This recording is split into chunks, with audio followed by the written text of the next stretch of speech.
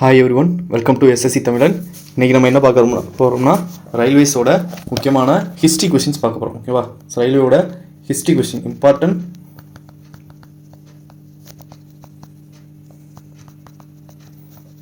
History என்டிபிசியோட history question பார்க்க போகிறோம். ஸோ ஃபர்ஸ்ட் கொஷின் பாருங்கள், என்ன கொடுக்குறாங்க பாருங்கள். Which of the following cities was the Paramahansa Mandali founded to work for the abolition of the caste அபாலிஷனுக்காக ஃபஸ்ட்டு உருவாக்குன பரமஹன்ச மண்டலி எந்த ஊரில் உருவாக்குனாங்கன்னு பார்த்தீங்கன்னா ஸோ பாம்பே. ஸோ யார் உருவாக்குனாங்கன்னு பார்த்தீங்கன்னா 2% இருப்பாங்க. ஒன்று வந்து தத்தபோவ பாண்டுரங். ஸோ இன்னொருத்த வந்து மெஹதாஜி துர்காராம்.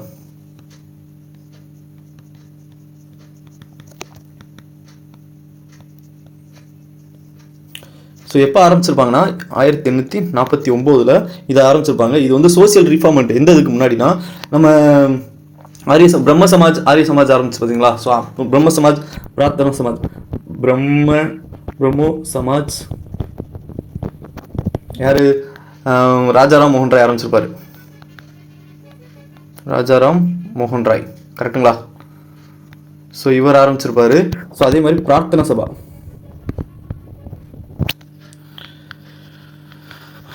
ஆத்மரங் பண்றவங்க.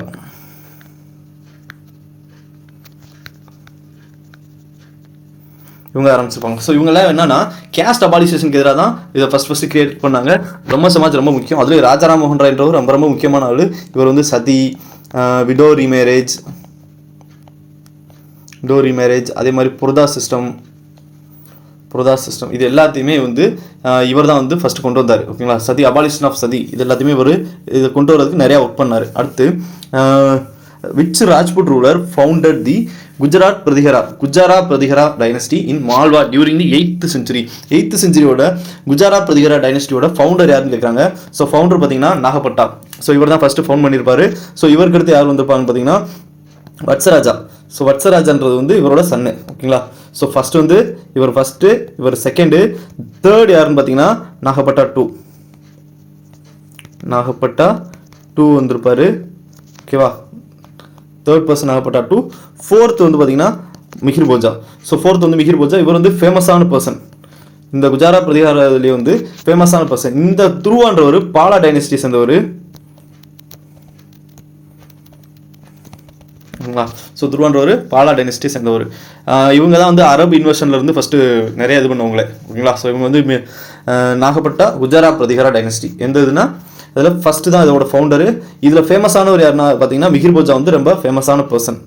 ஓகேவா? ஸோ மிஹிர் போஜா ரொம்ப ஃபேமஸான பர்சன், நல்லா தெரிஞ்சு வச்சுங்க.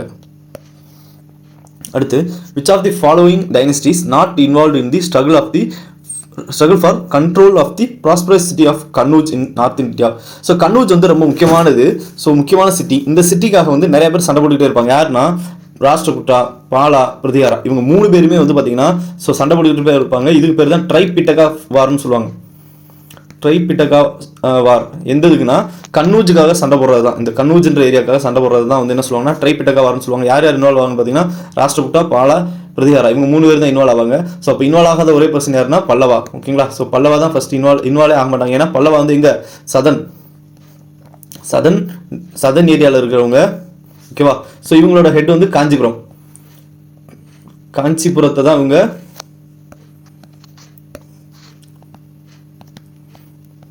இவங்களோட ஹெட் குவார்டர்ஸ். ஓகேங்களா? ஸோ தலைமையமாக வச்சு இவங்க வந்து ரூல் பண்ணியிருப்பாங்க.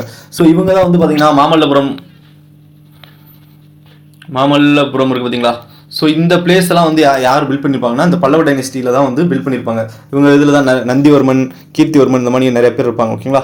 அடுத்து pick the incorrect statement regarding the life of Birsa Munda. So Birsa முண்டான்றவர் வந்து ஒரு ஃபேமஸான ரிபெலியன். எதுனா ஸோ ஒரு லோ கேட்டகரி இருப்பாங்க பார்த்தீங்களா, ட்ரைபல்ஸ். ஸோ ட்ரைபல் பீப்புளோட இருந்து மேலே வந்தவர் தான் இந்த பிர்சா முண்டா. ஸோ ரொம்ப ஃபேமஸான பர்சன். இவர் வந்து பார்த்தீங்கன்னா பர்த் வந்து பார்த்தீங்கன்னா எப்போனா 15th November 1875 பிறந்திருப்பாரு. 15th November 1875 பிறந்திருப்பாரு. ஸோ இவரோட பர்த் ஆனிவர்சரியை இந்தியா வந்து முண்டாவை பற்றி வந்து பர்த் ஆனிவர்சரியை செலிப்ரேட் பண்ணுது. ஜெயந்தி, பிர்சா முண்டா ஜெயந்தின்னு சொல்லி வந்து செலிப்ரேட் பண்ணுறாங்க. அண்ட் இந்தியன் பார்லிமெண்ட்டில் இருக்க ஒரே ஃபோட்டோ யார் ஃபோட்டோனா இவர் தான். ட்ரைபல் பீப்புளோட ஒரே ஃபோட்டோ யார் வச்சுருக்காங்கன்னா ட்ரைபல் லீடரில் இருக்க ஒரே பர்சன் யாருன்னா பிர்சா முண்டா தான். ஸோ இவரை பற்றின ஸ்டேட்மெண்ட்டில் எது இன்கரெக்ட்னு கொடுத்துருக்காங்க. ஸோ பிர்சா முண்டா எங்கே பிறந்தாருன்னா ஜார்க்கண்டில் பிறந்தார்ப்பா. ஜார்க்கண்டில் பிறந்தார். ஸோ ஜார்க்கண்ட் எங்கே இருந்துச்சு? பீகார்லேருந்து தான் பிரிஞ்சிச்சு. பீகார்லேருந்து ஜார்க்கண்ட் வந்துச்சு. ஸோ எப்போனா 15th June 2000 ஜூன் 2000 பீகார்லேருந்து ஜார்க்கண்டை பிரிச்சாங்க. ஓகேங்களா? ஸோ அதை இருக்கட்டும். இவர் எங்கே பிறந்தாருன்னா ஜார்க்கண்டில் பிறந்தாங்க. ஸோ இப்போ இது மத்திய பிரதேஷ் கிடையாது. ஸோ மத்திய பிரதேஷ் இதுதான் தப்பு, மிச்சம் எல்லாமே கரெக்ட். ஹி அர்ஜ்ட் பீப்புள் டு இங்கே அடுத்து அவரோட இயர்லி ஏஜ் பாருங்களேன். So local missionary. So join தி லோக்கல் மிஷனரி. ஸோ இவரோட இயர்லி எஜுகேஷன் எப்படி இருந்துச்சுன்னா கிறிஸ்டியன் மிஷனரிஸ் மூலமாக இயர்லி எஜுகேஷன் கற்றுக்கிட்டாங்க. அடுத்து பார்த்தீங்கன்னா அவர் என்ன பண்ணுவார்னா அப்போ வந்து கிறிஸ்டினில் இன்வால்மெண்ட்டாக இருப்பார். அதுக்கப்புறம் மறுபடியும் திருப்பி வந்து நம்ம முண்டாஸ் அந்த கேட்டகரியை தான் டெவலப் பண்ணணும் அப்படின்னு சொல்லி மறுபடியும் வந்துருவார். அதனால தான் என்ன சொல்லுவாங்கன்னா bring back to golden age of முண்டாஸ்ன்னு இவர் ஆரம்பிப்பார். இவர் அந்த இதை ஃபாலோ பண்ணுவார். அடுத்து urged the people to destroy Europeans. European இது பண்ணுறதுக்காக இவர் வந்து தூண்டி விடுவார். மக்களை வந்து ஆர்கனைஸ் பண்ணி தூண்டுவார். இவர் தான் என்னன்னா உலுகுலான் அந்த ஒரு உலுகுலான்ற ஒரு ரிபெலியனே ஆரம்பிப்பார். தட் மீன்ஸ் வந்து I think Santhal rebellion, Santhal இல்லை. ஸோ உலுகுலான்ற ரிபெலியனை ஆரம்பிச்சிருப்பாரு. ஓகேங்களா? ஸோ ரொம்ப ரொம்ப ஃபேமஸான பர்சன், ரொம்ப முக்கியமான பர்சன் இவர். ஸோ முண்டா ரிபெலியன் ஆரம்பிச்சிருப்பாரு. முண்டா ரிபெலியன் எப்போனா 1899 to 90 இருக்கும். ஸோ அதை தான் என்ன சொல்லுவாங்கன்னா உலுகுலான் ரிபெலியன் சொல்லுவாங்க. ஓகேங்களா? ஸோ உலுகுலான் நல்லா வச்சுங்க. உலுகுலான் ரிபெலியன் முண்டா ரிபெலியன் ஒன்று தான் 1899. அடுத்து திவான் ஐ வஸ்ரத். அலாவுதீன் கில்ஜியில் மிலிட்ரி டிபார்ட்மெண்ட் எப்போ அலாவுதீன் கில்ஜி பீரியட்ல இருந்த மிலிட்ரி டிபார்ட்மெண்ட் எதுன்னு கேட்டாங்க. ஸோ மிலிட்ரினாலே திவான் ஐ அர்ஸ் இதான் வந்து மிலிட்ரி டிபார்ட்மெண்ட். ஓகேங்களா? ஸோ திவான் ஐ வஸ்ரத் இது வந்து என்னன்னா ஃபினான்ஷியல் டிபார்ட்மெண்ட். ஓகேங்களா? ஸோ திவான் ஐ இன்சா அப்படின்னு பார்த்தீங்கன்னா ஸோ இது வந்து கம்யூனிகேஷன் அஃபிஷியல் லெட்டர் இருக்கும் பார்த்தீங்களா? ஸோ அஃபிஷியல் லெட்டர்ஸ் இதெல்லாம் பார்த்தீங்கன்னா ஸோ இதுதான் திவான் ஐ இன்சா தான் ஃபாலோ பண்ணுவாங்க. திவான் ஐ ரிசல்ட் வந்து என்னன்னா foreign affairs, diplomatic and foreign affairs. ஓகேங்களா? ஸோ இதெல்லாம் வந்து மெயின்டைன் பண்ணுறது யாருன்னு பார்த்தீங்கன்னா திவான் ஐ ரிசல்ட். ஓகேங்களா? இதில் திவான் அலாவுதீன் கில்ஜியை பொறுத்தளவுக்கு இந்த மிலிட்ரி ரிலேட்டடாக வந்து 2 பண்ணியிருப்பாரா. ஒன்று டாக், DAGH. டாக்னா என்னது? Branding horse. ஓகேங்களா? அடுத்து சேரா ஆர் ஹுகாலி. ஸோ இது என்ன சொல்லுவாங்கன்னா description of soldiers.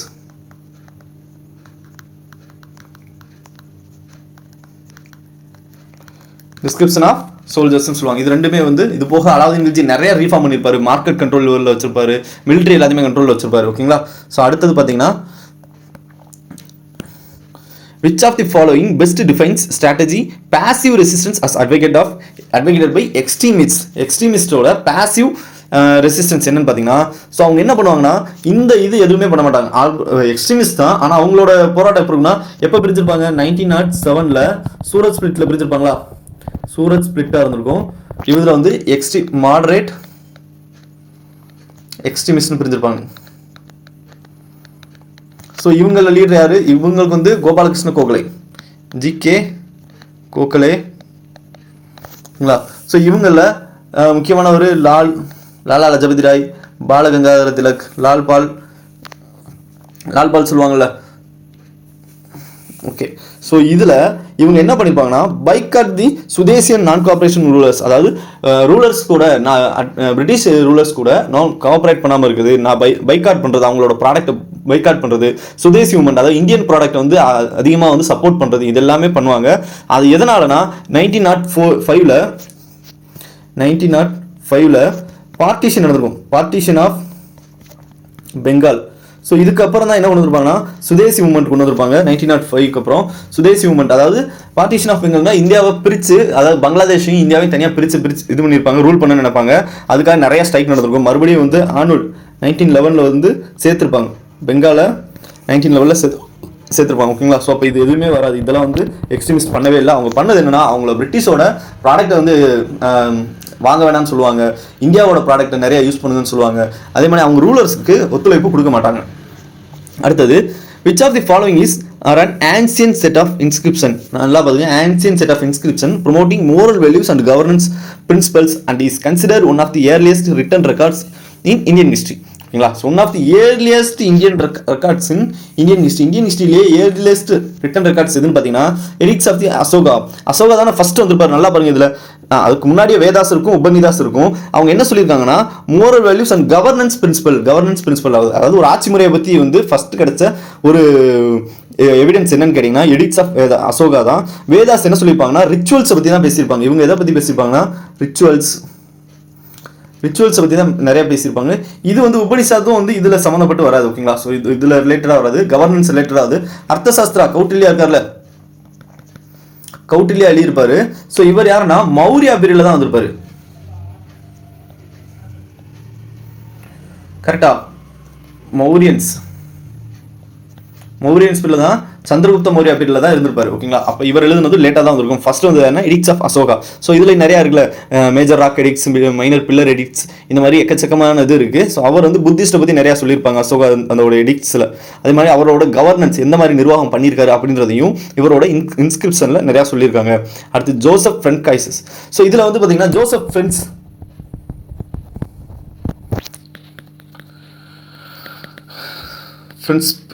SCB. So இவர் வந்து ஒரு முக்கியமான ஒரு பிரிட்டிஷ் பர்சன். ஸோ இவர் தான் வந்து பார்த்தீங்கன்னா என்ன பண்ணியிருப்பாங்கன்னா அசோகாவோட இன்ஸ்கிரிப்ஷனை ஃபர்ஸ்ட் வந்து கண்டுபிடிச்சிருப்பாரு. ஓகேங்களா?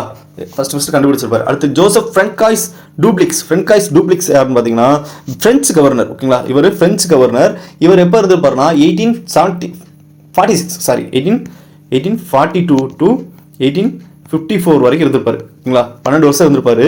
எங்க பிரெஞ்சு. இவர் என்னன்னா ஃபர்ஸ்ட் பிரிட்டிஷ் வார், ஃபர்ஸ்ட் ஆங்கிலோ பிரெஞ்சு வாரில் இருந்திருப்பாரு. ஸோ கிட்டத்தட்ட பிரெஞ்சு தான் வின் பண்ணியிருப்பாங்க. ஃபர்ஸ்ட் வின்னர் யாருன்னு பார்த்தீங்கன்னா பிரெஞ்சு தான் வின் பண்ணியிருப்பாங்க. அதுக்கப்புறம் ஆஸ்திரியா வார் நடந்திருக்கும். மறுபடியும் யாரை டூப்ளிக்ஸ் வந்து கூப்பிட்டுக்குருவாங்க. ஓகேங்களா? ஸோ அதனால பிரெஞ்சு வந்து கொஞ்சமாக டிக்ளைன் ஆயிடுவாங்க. இவர் பீரியடில் தான் நிறையா ஃப்ளோரிஷ் ஆச்சு. பிரிட்டிஷ் வந்து நிறையா ஃப்ளோரிஷ் ஆச்சு. காரைக்கால், மாஹி, ஏனாம் இந்த மாதிரி பிளேசஸ்லாம் வந்து இவங்க நிறையா பிடிச்சாங்க. ஓகேங்களா?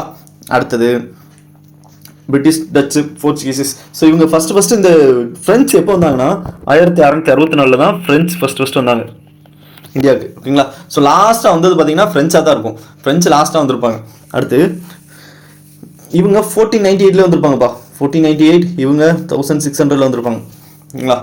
அடுத்து revolt of 1857 created which of the following negative consequences in Indian society. Indian சொசைட்டியில் நெகட்டிவ் கான்சிக்வன்ஸ் எது கிரியேட் பண்ணுச்சு அப்படின்னு கேட்டிங்கன்னா நல்லா பாருங்க. So decline of Indian languages in culture. Yes, true தான், இதுவும் வந்து டிக்ளைன் தான். அடுத்து இது வந்து நெகட்டிவ் கான்சிக்வன்ஸாக எடுத்துக்க முடியாது, பட் வந்து குறைஞ்சிட்டே இருக்கு. இந்தியன் ஹேண்டிகிராஃப்ட் இண்டஸ்ட்ரீஸ் இதுவும் கரெக்ட் தான். ஏன்னா அவங்க வந்து என்ன பண்ணாங்க, ஃபுல் அண்ட் ஃபுல் மிஷினரிஸ் வந்து நிறைய சப்போர்ட் பண்ணி பிரிட்டிஷ் கவர்மெண்ட் இது பண்ணாங்க. அதனால இதுவும் குறைஞ்சிக்கிட்டே வந்துச்சு.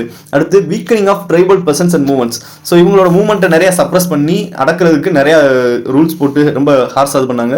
அப்போ ஆன்சர் என்னன்னு பார்த்தீங்கன்னா ஸோ இதுதான் distrust between Hindu and Muslims. என்ன பண்ணியிருப்பாங்கன்னா 1857 ரிவோல்ட்டில் ஹிந்து அண்ட் முஸ்லிம்ஸ்க்கு எதிராக வந்து இது பண்ணுறதுக்காகவே என்ன பண்ணியிருப்பாங்கன்னா முஸ்லீம்ஸ் தான் இந்த வாரம் ஆரம்பிச்சாங்க அப்படின்னு 2 பேருக்கு இடையில இருக்க நல்ல ஒரு ரிலேஷன்ஷிப்பை கெடுக்கிற மாதிரி பண்ணி விட்ருவாங்க. அதனாலே வந்து 2 பேருக்கு இடையில நம்பிக்கை இழந்துரும், டிஸ்ட்ரஸ்ட் ஆயிரும். அதனாலேயே வந்து இந்தியா வந்து டிவைட் அண்ட் ரூல் யூஸ் பண்ணியிருப்பாங்க. டிவைட் அண்ட் ரூலை வந்து ஃபாலோ பண்ணியிருப்பாங்க. யாருன்னா பிரிட்டிஷ். தட் மீன்ஸ் என்ன, பிரிட்டிஷையும் முஸ்லீமையும் ஹிந்துவையும் மோத விட்டு பார்க்கறது தான் அவங்களோட வேலையே. ஓகேங்களா? அதுதான் distress between Hindu and Muslims. இதுதான் வந்து இந்த ரிவோல்ட்டோட நெகட்டிவ் கான்சிக்வன்ஸாக வந்துச்சு. அடுத்து during the colonial period in India vernacular press act 1878 was introduce.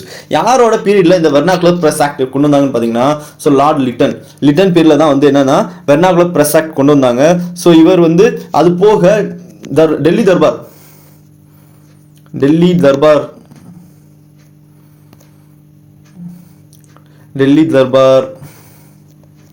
இவர் தான் நடத்தியிருப்பாரு. அடுத்து வந்து பார்த்தீங்கன்னா இவர் பீரியட்ல எப்போன்னு பார்த்தீங்கன்னா 1876 to 1880 வரைக்கும் இருந்திருக்கும். இவர் பீரியட்ல தான் கிரேட் ஃபெமைன் நடந்திருக்கும்.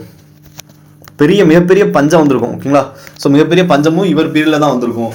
அப்போ இவர் வந்து இந்த பஞ்சத்துலையும் இவர் என்ன நடத்திருப்பாருன்னா டெல்லி தர்பார் நடத்திருப்பாரு. வெர்னாகுலர் பிரஸ் ஆக்ட் மூலியமா இந்தியன் இந்தியாவோட செய்தித்தாள் இருக்காங்க பார்த்தீங்களா, அவங்கள வந்து ரொம்ப கண்ட்ரோலில் வச்சிருப்பாங்க, அவங்களோட அதிகாரத்தை குறைச்சிருப்பாரு. ஓகேவா? இதுக்கடுத்து யார் வந்திருப்பாருன்னா 1880 to 84 யாரு கர்சன் வந்திருப்பாரு. சரி, கர்சன் இல்லை, மாற்றி சொல்லிட்டேன்.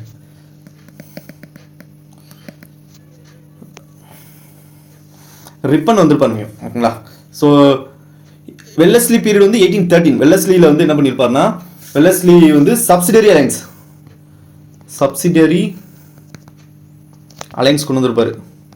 ஓகேங்களா. ஸோ இவர் என்ன பண்ணியிருப்பாருன்னா டெரிட்டரி எக்ஸ்பென்ஷன்ஸ்லேயே இருந்திருப்பாரு. கரெக்டாக டெரிட்டரி எக்ஸ்பென்ஸ்லேயே இருந்திருப்பாரு. அடுத்து ரிப்பன் வந்து ஃபாதர் ஆஃப் ரிப்பன் பார்த்தீங்கன்னா ஃபாதர் ஆஃப் லோக்கல் செல்ஃப் கவர்மெண்டா.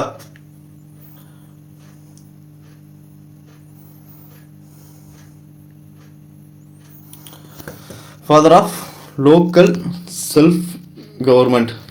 ஓகேங்களா. ஸோ இவர் வந்து father of local self government சொல்லுவாங்க. இவர் நிறைய லோக்கல் செல்ஃப் கவர்மெண்ட்டுக்கு ரீஃபார்ம் நிறையா பண்ணியிருப்பாரு.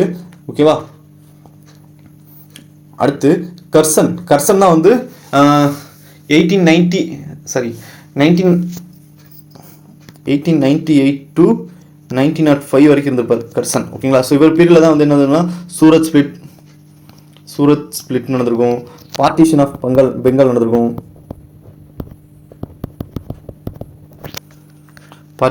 பெங்கால் நடந்திருக்கும். ஸோ இந்த மாதிரி விஷயம் எல்லாமே இவர் பீரியடில் தான் நடந்திருக்கும். ஸோ இந்த யாரு இவருக்கு அடுத்து ஒருத்தர் வந்திருப்பாரு, லிட்டனுக்கு அடுத்து ஒருத்தர் வந்திருப்பாரு. அவர் தான் வந்து என்ன பண்ணியிருப்பாருன்னா இந்த வெர்னாகுலர் பிரஸ் ஆக்டை வந்து எடுத்திருப்பாரு. ஸோ யாருன்னா லார்ட் ரிப்பன். இந்த ரிப்பன் தான். ஓகேங்களா. ஸோ இவர் தான் வந்து எப்போ வந்திருப்பாருன்னா 1880 to 1884. இவர் என்ன பண்ணியிருப்பாருன்னா இந்த வெர்னாகுலர் பிரஸ் ஆக்டை எடுத்து விட்டுருப்பாரு. அடுத்து which of the following commissions was appointed look into the questions of the states based on language மூலமா இருக்கணும்ன்றதை யார் அப்பாயிண்ட் பண்ணாங்கன்னா ஃபர்ஸ்ட் தார் கமிஷன் எப்போ 1948 வந்து எஸ்கே தார்ன்றவரை ஒரு கமிட்டி போட்டு லாங்குவேஜ் பேஸில் வந்து இது பண்ணலாமா அப்படின்ற இது வைப்பாங்க. பட் லாங்குவேஜ் பேஸில் இவங்க வந்து அக்செப்ட் பண்ணியிருக்க மாட்டாங்க. அதுக்கப்புறம் தான் ஜேபிபி கமிட்டி, ஜவஹர்லால் வல்லபாய் பட்டேல் நேரு வைப்பாங்கல்ல. ஸோ அவங்களோட கமிட்டி வந்திருக்கும். ஸோ அவங்க வந்து லாங்குவேஜ் பேஸில் பிரிக்கலாம், பட் வந்து ஒரே இதாக தான் இருக்கணும் அப்படின்ற மாதிரி சொல்லியிருப்பாங்க. ஓகேங்களா. அது மூலயமா தான் ஆந்திர பிரதேஷ் ஃபர்ஸ்ட் வந்து பிரிப்பாங்க. அடுத்து சக்கரியா கமிஷன் எப்போனா 1983 கொண்டு வந்திருப்பாங்க. கட்ஜில் கமிஷன் வந்து என்னன்னா 1976 வந்திருக்கும். ஸோ இவங்க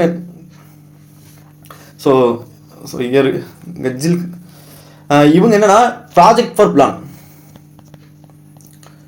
ஆஃப் பிளான், அதாவது பிளானிங் கமிஷனுக்காகவே கொண்டு வந்த கமிட்டி தான் இது. என்னன்னா கட்ஜில் கமிட்டின்றது ஃபுல் அண்ட் ஃபுல் ப்ராஜெக்ட் இந்த பிளானிங் கமிஷன் கொண்டு வந்திருப்பாங்கல்ல. ஸோ அந்த இதுக்காகவே கொண்டு வந்தது தான் இந்த கட்ஜில் கமிஷன். அடுத்து ஸ்வரன் சிங் கமிட்டினாலே வந்து என்னன்னா 1976 கொண்டு வந்திருப்பாங்க. 1976 கொண்டு வந்திருப்பாங்க.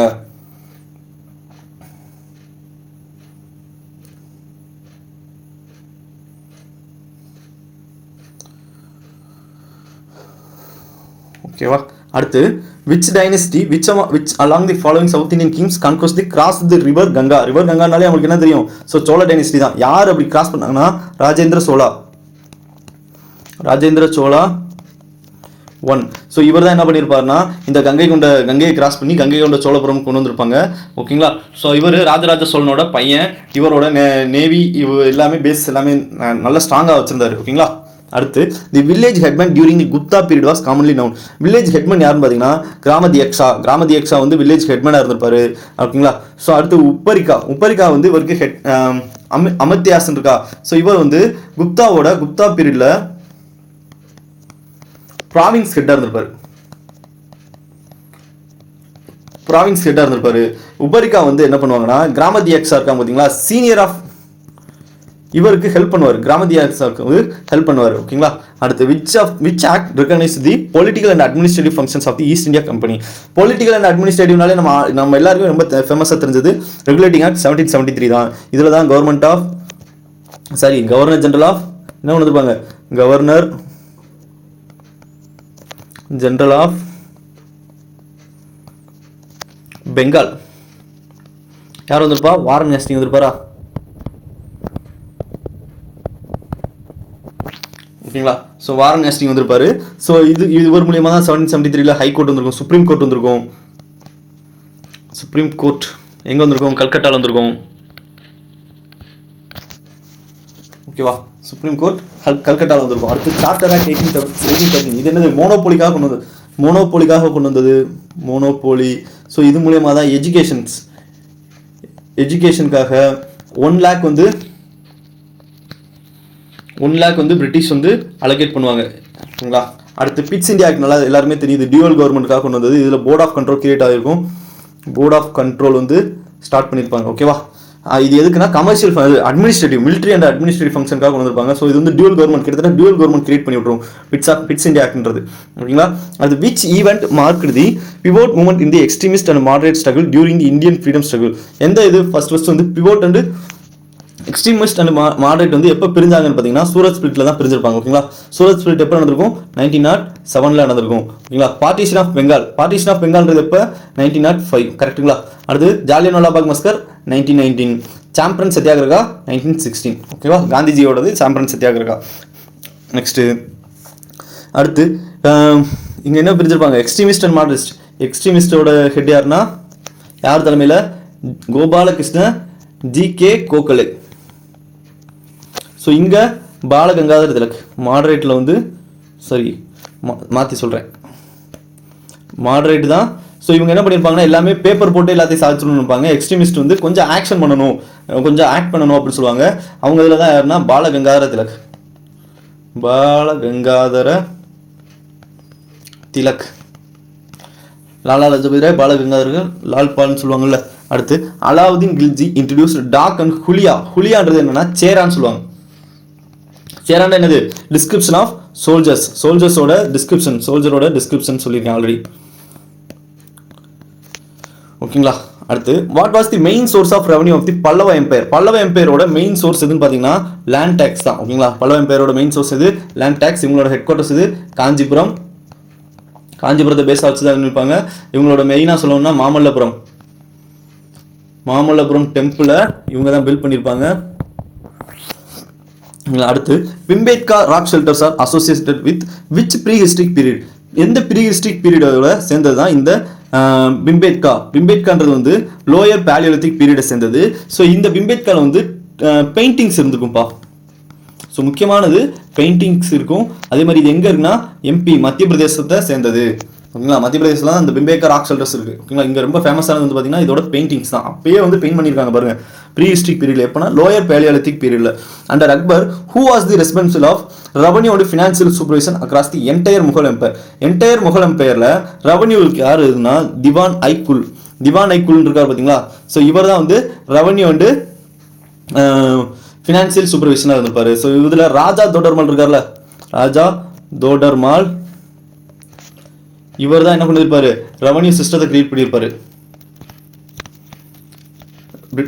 ஓகேங்களா. அக்பரோட ரெவன்யூ சிஸ்டத்தை கிரியேட் பண்ணியிருப்பாரு. அடுத்து மீர் பக்ஷி வக்கீல் இவங்களா இருக்காங்க. வக்கீல்ன்றவர் சீஃப் அட்வைசர், சுபேதார்ன்றவர் இது வந்து சுபா அப்படின்னு பிரிப்பாங்க. சுபான்றத ப்ராவின்ஸாக பிரிப்பாங்க. அதோட ஹெட் தான் வந்து பார்த்தீங்கன்னா யாருன்னா சுபேதார். வக்கீல்ன்றவர் சீஃப் அட்வைசர், மீர் பக்ஷின்றவர் இவர் வந்து சீஃப் அட்வைசர்.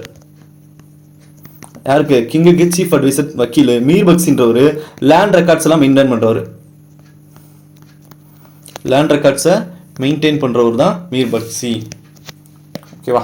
ஸோ அடுத்து which reform movement Kerala focus on the upliftment of backward class through the education social equality மூலமா கேரளாவில் ஃபோக்கஸ் ஆனது என்னதுன்னு பார்த்தீங்கன்னா எஸ்என்பி அதாவது ஸ்ரீ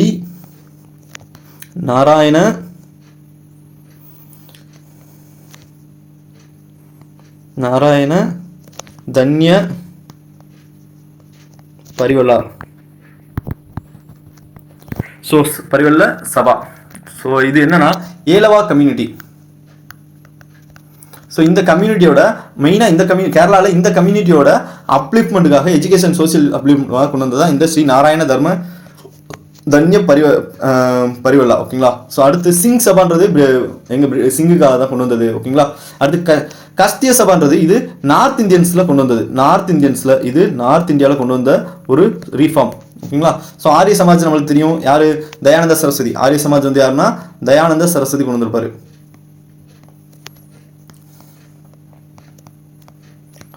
ஓகேவா. Next Hul Diwas celebrate in June 30 every year India commemorate the Santhal rebellion. எப்போ வந்துச்சு சாந்தல் ரிபல்லியன் நடந்தது? 1855 ஓகேங்களா. ஸோ சாந்தல் ரிபல்லியன் நிறைய ரிபல்லியன்ஸ் இருக்கு. ஸோ அதில் ஹூல்ன்றது 1855 இருக்கு. ஸோ அந்த ரிபல்லியன்ஸ்ல வந்து கொஞ்சம் பார்க்கலாம். முண்டா ரிபல்லியன் 1899 டு 90 என்னன்னா முண்டா ரிபல்லியன். அடுத்தது கோல் ரிபல்லியன் 1831 கோல் ரிபல்லியன். அடுத்து பிகில் அப்ரைசிங் 1825 டு 57. ஸோ இந்த வேற வேற பீரியட்ல பிகில் அப்ரைசிங் நடந்திருக்கும். இன்னும் 2 இருக்கு 1768 to 1816 sir uprising AUR uprising sir uprising நடந்திருக்கும். ஸோ அடுத்தது ராம்பா ரிபல்லியன் 1922 டு 1924 ராம்பா ரிபல்லியன்.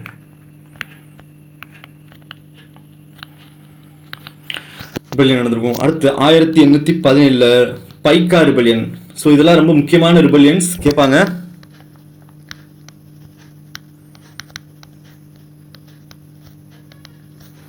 REB ரிபல்லியன்ஸ் ஓகேங்களா. அடுத்தது ஃப்ரைசி மூமெண்ட். ஃப்ரைசி மூமெண்ட் நம்ம ஆல்ரெடி பார்த்தோம், ஏற்கனவே பார்த்துருக்கோம். எங்கே நடந்திருக்கும்? பெங்காலில் நடந்திருக்கும் ஓகேங்களா. ஸோ அடுத்து இது என்னன்னா இஸ்லாமை பியூரிஃபை பண்ணுறதுக்காக ஒருத்தர் வந்திருப்பாரு, ஹஜ் ஒரு சம்திங் நேம்ல. அவர் எங்கே வந்திருப்பாருன்னா பெங்காலில் இருக்கும். அடுத்து which 18th century revolt lead Raja Sait Singh against British influence. So இவர் எங்கன்னா பனாரஸை சேர்ந்தவர் தான் இந்த ராஜா சைத் சிங்ன்றவர், பனாரஸை சேர்ந்தவர். சாந்தல் ரிவோல்ட் ஆல்ரெடி பார்த்தோம், 1855 நடந்தது தான் சாந்தல் ரிவோல்ட். கோல்ட் ரிவோல்ட் இந்த மேலே பார்த்தோமா, கோல்ட் ரிவோல்ட் எப்போனா 1831 நடந்திருக்கும். சவுர் ரிவோல்ட் எப்போ நடந்திருக்கும்னா 1768 நடந்திருக்கும் ஓகேங்களா. ஸோ பனாரஸ் இந்த இது வந்து ராஜா சைத் சிங் எதை சேர்ந்தவர்னா பனாரஸ் ரிவோல்ட்டை சேர்ந்தவர் பிரிட்டிஷ்க்கு எதிராக. அடுத்து what was the Gandhi's view about the relation between means and ends of the Satyagraha. Gandhi வந்து மீன்ஸ் அண்ட் எண்ட்ஸ் சத்தியாகிரகா பற்றி என்ன நினைக்கிறாருன்னா pure ends require pure means, pure end requires pure means, அதாவது சுத்தமான முடிவு சுத்தமான இதை பொறுத்து தான் இருக்கும் அப்படின்றார். அடுத்து 150 last question. What age did Gautam Buddha attain enlightenment Bodh Gaya Bihar. எந்த வயசு? 35 வயசுல தான் வந்து 35ல தான் வந்து என்னன்னா என்லைட்மெண்ட் அட்டைன் பண்ணியிருப்பாரு ஓகேங்களா. ஸோ இதோட முடிச்சுக்கலாம், தி எண்ட் ஓகேங்களா. ஸோ உங்கள் வீடியோவை பிடிச்சிருச்சுன்னா சப்ஸ்கிரைப் பண்ணுங்க, சேனலை சப்ஸ்கிரைப் பண்ணுங்க, கமெண்ட் போடுங்க வீடியோ எப்படி இருக்குன்னு ஓகேவா. Thank you every one.